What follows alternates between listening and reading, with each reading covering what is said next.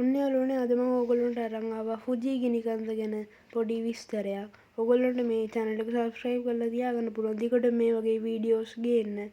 මම මේ වගේ වීඩියෝස් තමයි දිගටම ගේන්නේ. ෆුජි ගිනිකන්ද මෙම ෆුජි ගිනිකන්ද පිළිබඳව සලකා බලන විට එහි සුවිශේෂී තත්ත්වය වන්නේ එය හුදෙක් කන්දක් පමණක්ම වීමයි. එනම් මෙය නිදිගත් ගිනිකන්දක් වෙනවා. ගිනිකන්දක් වුවත් ලොව පුරා බොහෝ දෙනාගේ නෙත් වසඟ කරන්නට මෙම කඳු රැජින සමත් වෙනවා. මෙන්ම එය තරණය කිරීමට බොහෝ දෙනෙකුගේ අපේක්ෂාවක්ද වෙනවා. මේ පිළිබඳව සොයා බලන විට ෆුජි යනු ජපානයේ පිහිටි කඳු අතරින් උසින් වැඩිම කන්ද වෙනවා. ඒ කඳු ශිඛර ඉහළම කේතුවක ආකාරයෙන්ම හිම තැන්පත් වී තිබෙනවා.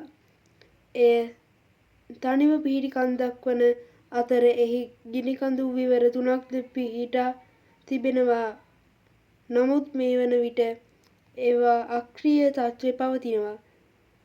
එහි කඳු මුදුනේ සිට හොඳින් පිහිටා ඇති බෑවුම එහි චමත්කාරය තවත් වාදී කරන අතර එය අනෙක් කඳු වලින් විශේෂ කර දක්වනවා.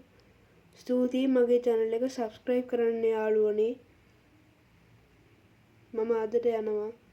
කමෙන්ට් කරන්න, ෂෙයා කරන්න, ලයික් කරන්න.